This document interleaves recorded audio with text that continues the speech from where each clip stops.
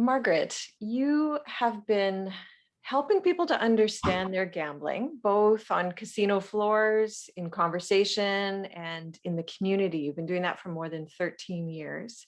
So as here in BC and in other places, casinos are reopening again. What's your advice as people consider heading back? I think my biggest point of advice is to be honest with yourself.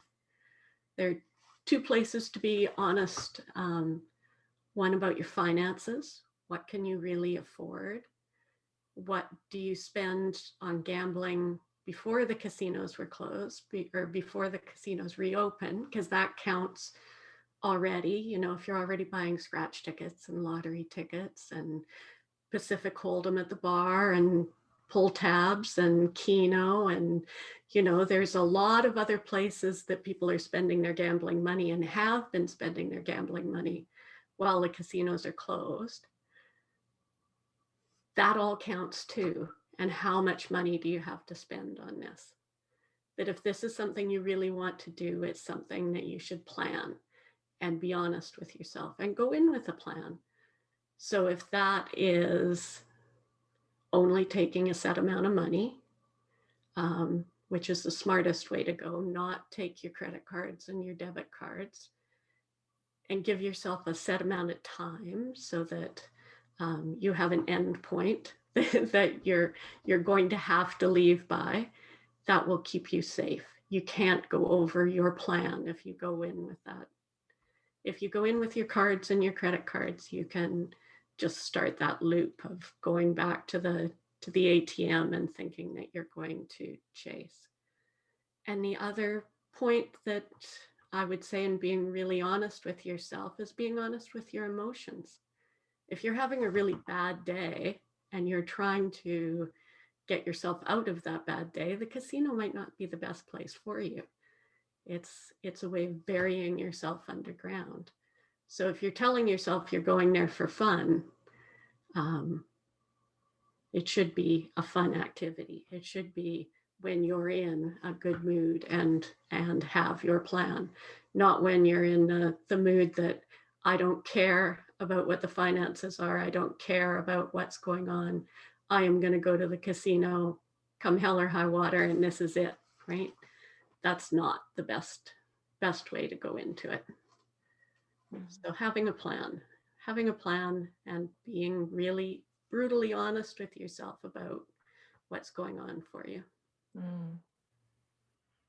And in talking to you before we started to record here, you had mentioned to me that, in all your years being on the casino floors, supporting people there, you said that you witnessed most people at one time having an experience where things went beyond their plans or their goals. Yeah. Almost anyone can lose control in the moment. There is, especially when it can be sitting at a table game, or it can be sitting in front of a slot machine, particularly, is that feeling that this win has to come, that you're due this win. And that if you just keep sitting there and keep playing, that it will come. And rationally, there is no spot at which you have to win. You can, it's a random number generator, or the shuffling of the cards. You can lose forever, or you could win in the next hand. That's what keeps people pulled in. But it's this thought that if I just keep playing, I will win.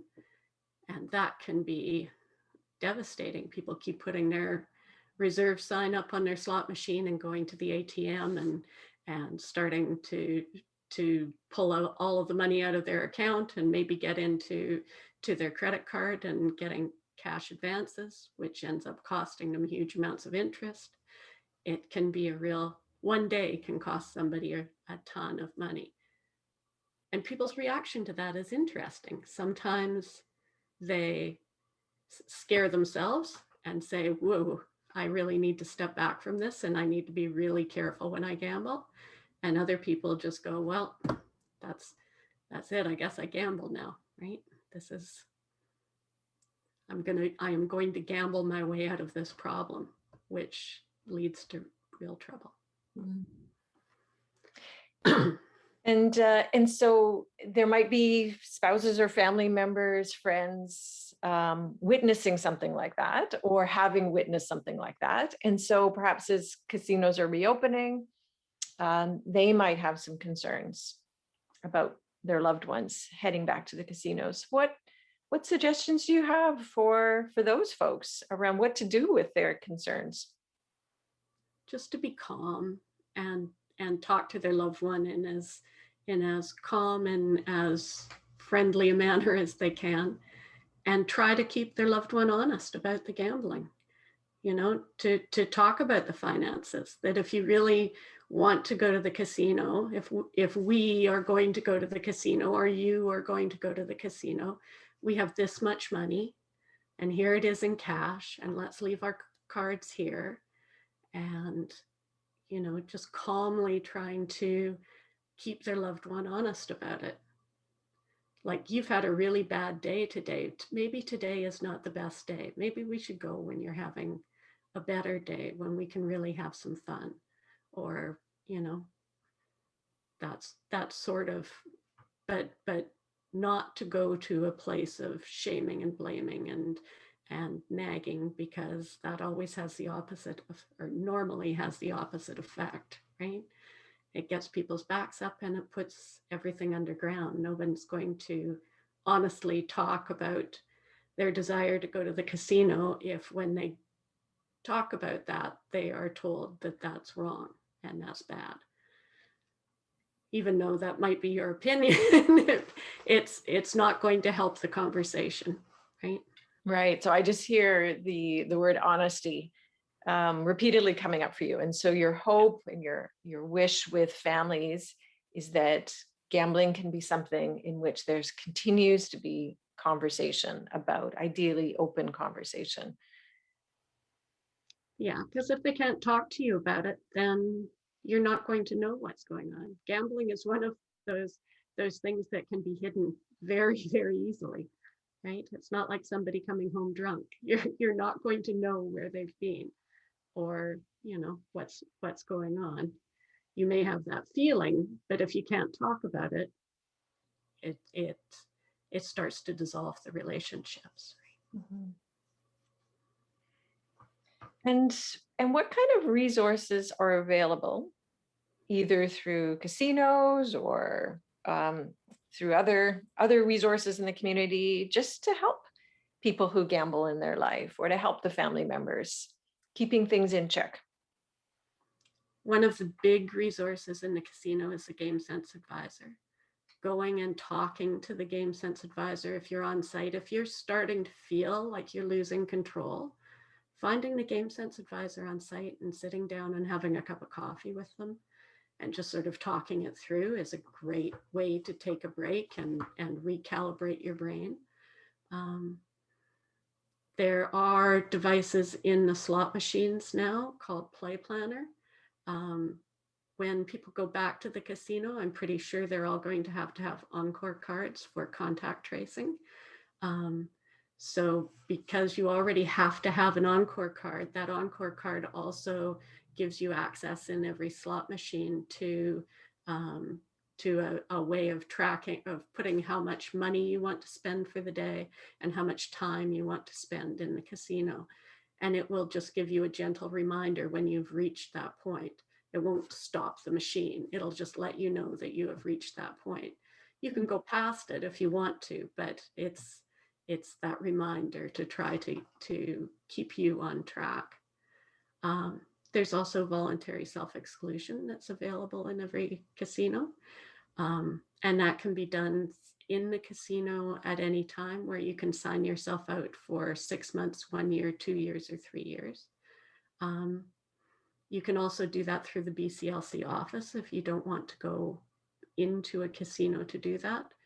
Or you can contact someone like myself in the community that can help you access the voluntary self-exclusion and figure out for you how to get that done without going into a casino.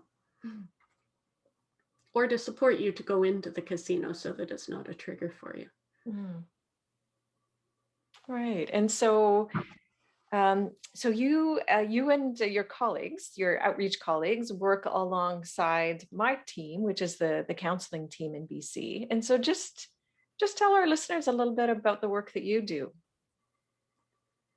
So we're sort of the first point of contact for people when if they have called the gambling support line or they have gone onto our website and filled in the online form. We're the first person that receives that information, um, and we connect with people to find out what resources they need. Not everyone needs counseling right away. Often people, when they're in trouble with their gambling, their first immediate issue is that they're about to be evicted, or that they need they need to think about bankruptcy, or they need to figure out credit counseling, or they so we're someone that can talk to them about dealing with how to talk to their landlord about eviction, or can intercede and talk to the landlord with them if they're afraid to do that. I've sat in on insolvency trustee meetings with people because they have been too terrified to actually do that on their own, to just get the facts out there and figure out where they are.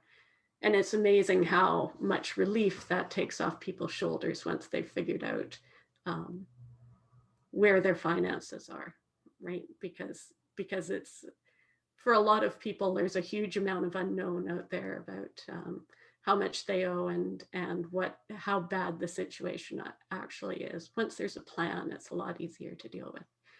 And we can help them with all sorts of other things: community resources, filling in forms, doing, just helping them maneuver. We don't step into people's lives if they don't need our assistance. We can point them in the right direction. If they're fully ready to do that, we can just give them the information and let them go. And then after that, if they're interested in counseling, we refer them to counseling, and we can follow up with them afterwards if that's something that they need. Hmm. All right. And so if people would like to get in touch, you call yourselves outreach support workers? Gambling outreach support. Yep. Okay. And how would people connect with their local gambling outreach support person? So they can go to bcresponsiblegambling.ca. There's an online form there that they can fill in. Or in the Lower Mainland, they can call 211 and ask for gambling support. Or they can call the gambling support line, which is 1-888-795-6111. And or they can look at my website, which is gamblingsupportvancouver.com. Great. Yeah. And so, Margaret, you work with me in Vancouver, British Columbia. And so definitely if people want to connect with Margaret in particular, you can do that way. Thank you for just taking some time here as we head back into reopening. But that also includes, I think, potentially quite a bit of hype that's going to come up around casino opening again. And I think it's in an important way. You helped us just to pause and think and get clarity for ourselves before we head back into that. Good. Thanks, Adrienne. Yeah, thanks, Margaret.